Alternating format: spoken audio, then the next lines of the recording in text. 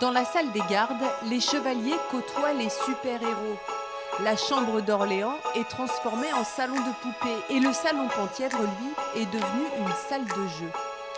Donc on va avoir effectivement un mix de choses très récentes, on a un Cluedo, on a un Scrabble par exemple, on a un Billboard, et puis des choses beaucoup plus anciennes, par exemple on a un petit kit pour jouer à la maîtresse, on va avoir un ancêtre d'un flipper, on va avoir un trick-track. Donc voilà, ça illustre le mélange de ces jouets, ce mélange générationnel de jouets qu'on a essayé de déployer dans le parcours de visite. Exemple dans la grande chambre où l'on passe des dinettes avec des plats en cuivre au tout plastique. Écoutez, moi, elle n'était pas comme ça. C'est encore plus vieux que ça. J'avais 76 ans, alors c'était plus vieux, là, c'est déjà plus moderne. Louis XIV enfant en tenue de jeu de volant. Plus loin, l'iconique luciole lumineuse des années 80 dans la chambre du roi. Les souvenirs de jeux des uns et des autres se croisent, notamment dans la galerie des jouets iconiques de notre enfance.